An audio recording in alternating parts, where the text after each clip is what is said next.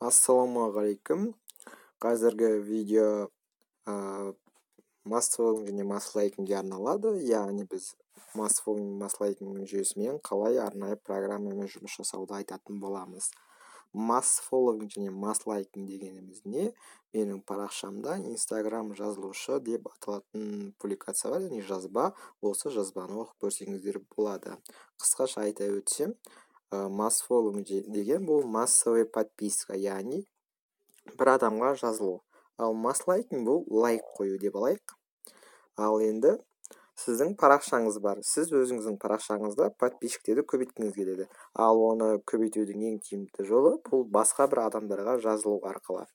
Яғни сіз бір адамға күніне 100 адамға жазыласыз. Сол 100 адамның сізге кем дегенде 10 адамы ответ ретінде жазылады. Сонда біз күніне 100 адамға жазылу арқылы бір аптада 70 подписчик жинап алсақ болады екен. Бізге алдымен кімдерге жазылу керек? Әншілерге емес, басқаларға емес, бізге өзіміздің целевой аудиториямызды таңдап алу керек. Мысалы, менде өзімнің блог SMM туралы болады. Өзім SMM туралы жазатын адамдардың парақшаларын поиск арқылы іздейтін боламын. Қандай SMM парақшалары бар, соларды іздеймін. Мен оларды іздеп отырмаймын, өйткені менде осы бір Shopify онлайн парақша өте жақсы болып тұр. Қазір менде осы парақшада адамдарға мен жазылып жатырмын. Олар маған ответ ретінде жазылады, яғни менің подписчигім болып қалады.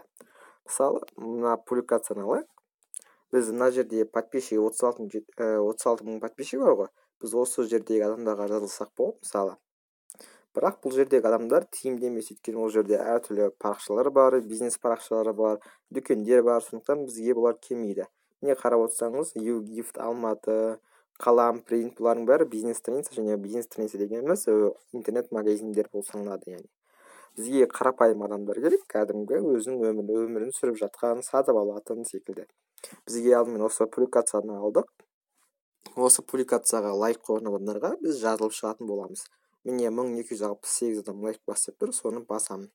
Осы жерден мен адамдарға подписаться етіп шықсам болады, яғни қолмен басып шықсам болады. Міне подписаться батырмасын басып шықсам болады. Осы күніне 100 адамға жазылып шықсам, бұлардың біреуі маған ответ ретінде жазылуы мүмкін. Сонда менің мына жердегі подписчигім 2299, бұл көбейе бастайды. Кейін ол адамдардан мен отписаться ете саламын. 1144, оны отписаться ете аламын. Оған арнайы видео жазғам, оны видеоны көрсеңіздер болады. Сілтемесін видео астында қалдыратын боламын. Яғни бұдан шығар қорытынды, біз осылай күнделікті осындай жазуларға, лайк басқан адамдарға жазылып отырамыз, подписаться батырмасын басып. И суретіне біз тек подписаться етіп батырмасын подписаться етіп қана қоймай, олардың суреттеріне лайк қоямыз, яғни сонда бізге ол тиімді болады. Подписаться етіп батырмасын басамыз, сосын үш суретіне міндетті түрде лайк қоямыз. Сонда ол біздің парақшамызға кіріп, кім екен деп қарайды. Яғни біздің парақшамыздың посттарын оқиды. Егер ұнайтын болса, яғни біздің посттарымыз, парақшамыз ұнайтын болса, ол бізге жазылады деген сөз. Кейде бір адамдар болады, олар біздің парақшамызды көрмейді, бірден подписаться ете салады ответ ретінде, көңілді қалдырмау үшін. Ал біреулер болады, парақшамызды тексереді, көреді, немен айналысатынымызды. Ал біреулер болады, мысалы, подписаться етіп қойсақ, суретіне лайк баспасақ, олар сізге ответ қайтармайды, яғни сіздің парақшаңызға кіріп те көрмейді, подписаться етпейді. Ал біз егер үш суретіне лайк қойдыңыз, ол бізге менің суреттеріме кім лайк қойды екен деп, біздің парақшамызға кіріп, суреттерімізді қарап, лайк басып, немесе подписаться етеді. Міне біз мына парақшасына кіреміз, осылай үш суреттен лайк қоямыз, бар болса, жоқ болса, тек подписаться ете саламыз. Біз осының бәрін қолмен жасап отыру үлкен қиыншылық әкеледі, сондықтан біз арнайы программамен жұмыс жасаймыз. Программа аты PromoFlow деп аталады. Play-Marketке кіріп, PromoFlow деп жазамыз. Міне дәл осылай жазылады. Осы программаны ұстайын кетіп аламыз. Бұл туралы видео сабақтар YouTube желісінде өте көп, орыс тілінде де және қазақ тілінде де. Мен бұл видеоны осы PromoFlow бағдарламасын толық үйретейін деп шештім, яғни барлық функцияларын қарастырып өтемін. Әрине өтірік көсіне айтпаймын, бірақ негізгі функцияларын бәрін қарастырып өтетін боламын. Видео барысы әрбір видеоны жеке-жеке бөліп қойдым. Бұл видео сабақтар тек новичоктарға арналған, яғни сіз бұл программамен таныс болсаңыз, жұмыс жасай алатын болсаңыз, бұл сізге қызықсыз болады. Яғни бұл видеоны мен әрбір бөлікке бөліп, әрбір батырманы қарастырып айтқам. Жақсы, программаны открыть етеміз. Енді я принимаю дегенді басамын. Міне разрешить басамыз.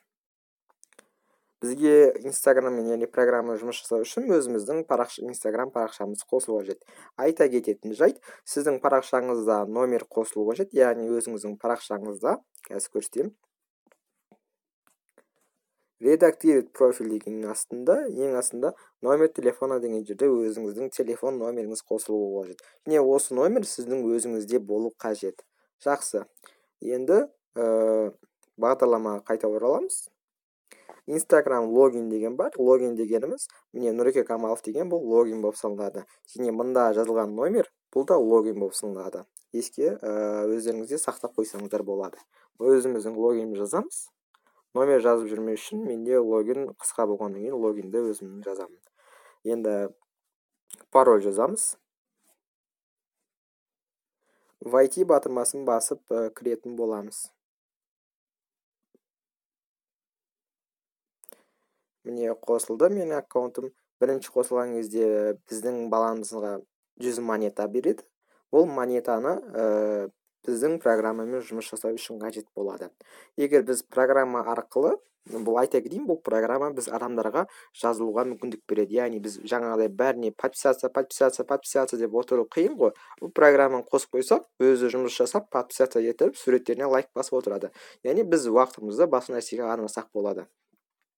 Сондықтан, мысалы, осы программа арқылы сіз басқа бір адамдарға жазылатын болсаңыз, яғни алайық, бұл программа арқылы мына жерде осы адамға бүйтіп подписаться етті да, кейін мысалы Ертезаев деген адамға подписаться етілді. Ертезаев менің парақшама келіп, маған жазылды ответ ретінде. Осы жазылған үшін программадан сіздің балансыңыздан 1 монета алады.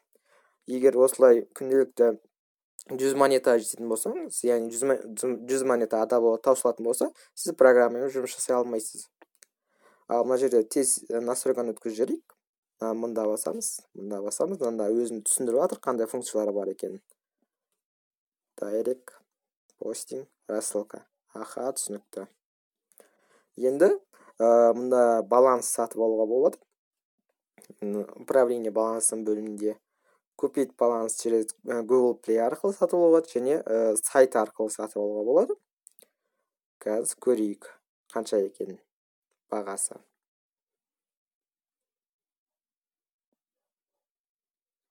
Бұл жерлері сіздерге қызық болмауы мүмкін, сондықтан өткізіп жіберсеңіздер болады.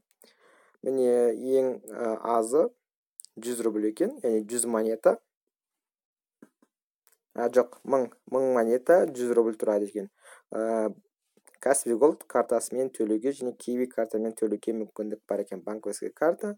Ал мұнда Билайн тредовалар бар, бірақ олар менің ойымша тек Ресей мемлекетіне ғана жұмыс жасайды. Жақсы, артқа қайтамыз.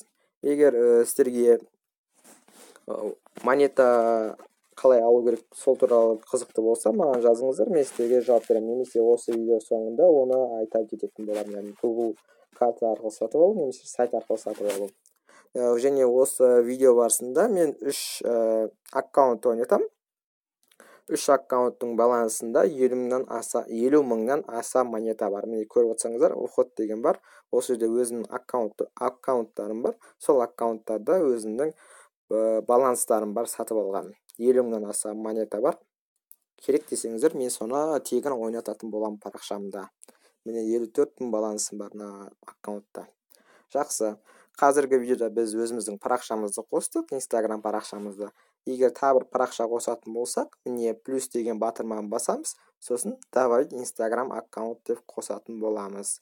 Келесі видеода біз қалған функцияларды қарастыратын боламыз. Қалған функциялардың ішінде публикация, дайрект, автопостинг, рассылка дегендерді қарастырамыз. Келесі видеода көріскенше.